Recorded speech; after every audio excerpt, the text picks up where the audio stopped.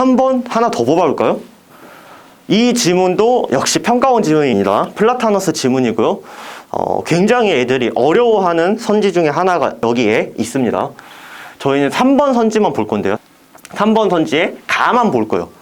자, 여기서 굉장히 중요한 얘기를 할 건데, 평가원이 아까 주관적인 것을 객관화시켜야 된다고 말했죠. 그 기준이 바로 단어 위주의 판단과 이 보기를 통한 객관화입니다.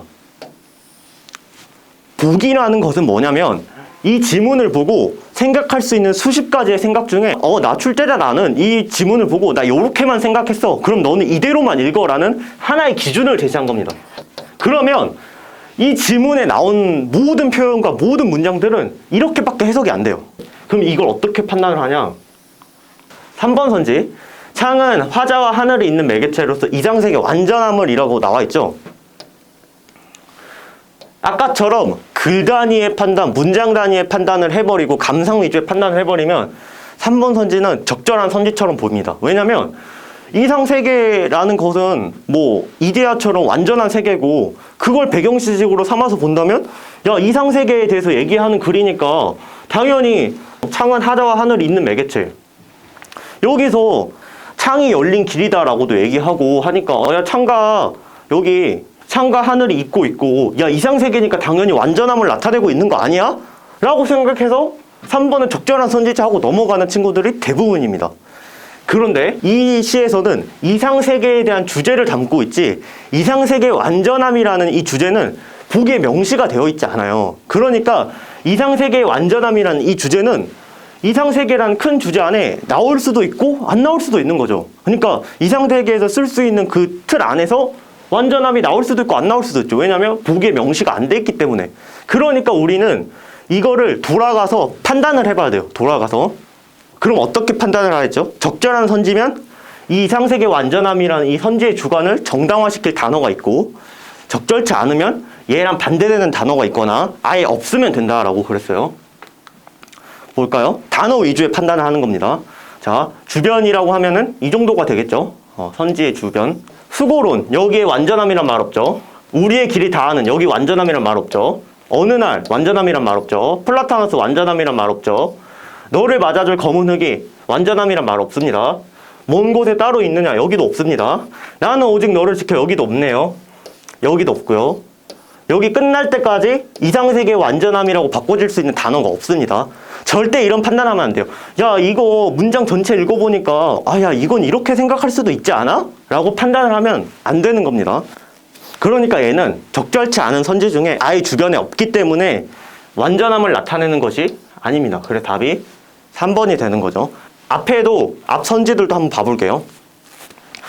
화자는 플라타너스와 같이 걷는 모습에서 사물과의 교감을 보여주는 건 이렇게 나와 있습니다. 자, 이런 식의 판단을 하면 선지의 이 객관성을 확보를 할 수가 있습니다. 조금 더 구체적으로 얘기를 해볼게요. 저는 선지를 두 개로 나눕니다. 사실 그냥 지은 거예요. 1번 선지, 2번 선지라고 하는데 1번 선지는 지문으로 돌아갈 필요 없이 선지만 보고 바로 정당화가 되는 선지를 1번 선지라고 합니다. 2번 선지는 선지만으로 정당화가 안 되고 지문으로 되돌아가야만 하는 선지입니다. 이거에 대한 각각의 판단 기준을 얘기를 해드릴게요. 자, 1번 선지 같은 경우에는 플라타너스와 같이 걷는 이게 지문에 있는 사실이고 이걸 보고 야, 출제자 나는 이렇게 생각했어 라는 게 주관이죠.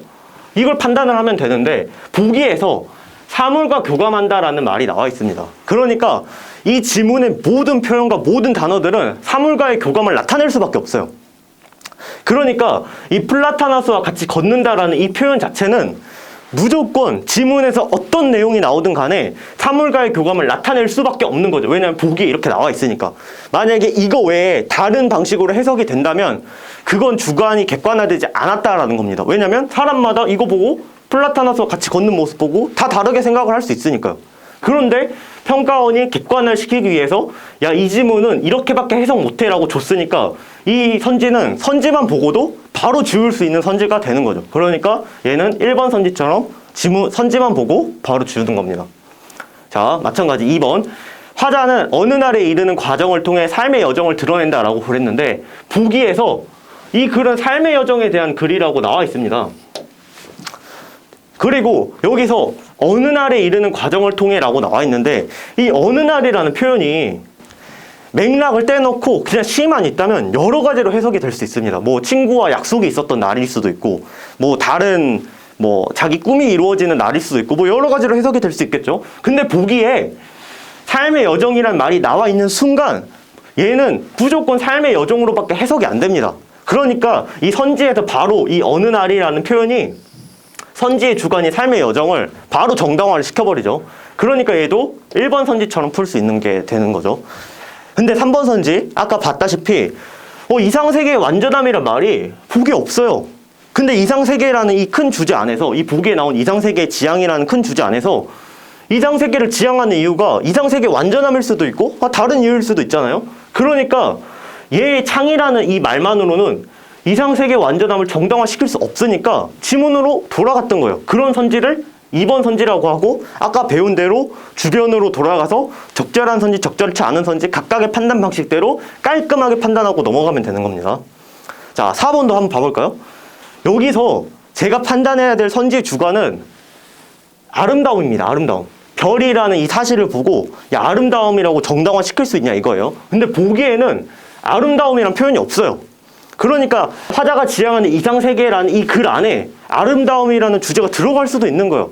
근데 이것만으로 정당화를 시킬 수 없으니까 2번 선지처럼 주변으로 넘어가면 돼요. 주변으로 넘어갔더니 아니나 다를까 이 별이라는 사실 부분 앞에 뭐가 있죠? 선지의 주관을 정당화시킬 아름다움이라는 표현이 바로 있습니다. 이렇게 적절한 선지의 경우에는 선지의 주관을 정당화시킬 단어가 옆에 이렇게 있습니다. 그럼 이거 보고 야, 아름다운 이거 보고 야, 아까 선지의 주관 야, 아름다움 바로 정당화시키네 하고 넘어가면 됩니다. 쉽죠? 5번 화자는 플라타너스와 이웃이 되어 구도의 길을 함께 하고자 하는 소망 이렇게 나와 있습니다. 보시면 제가 판단해야 될 주관은 함께 하고자 하는 소망이죠. 함께 하고자 하는 소망. 근데 여기 보기에 안 나와 있어요. 그러면 첫 번째로 이렇게 하면 됩니다. 선지의 사실 부분이 정당화되는지 봅니다. 근데 이웃이라는 이 표현, 이 사실 부분 자체가 함께 한다라는 표현을 바로 정당화를 시키잖아요. 그러니까 이 선지는 선지만 보고도 바로 지울 수 있는 1번 선지인 겁니다. 그렇게 되면 1번, 2번, 5번 이 세 개의 선지는 지문으로 돌아가지 않고 이 판단하는 원리에 따라서 선지만 보고도 바로 지울 수 있었던 선지인 겁니다.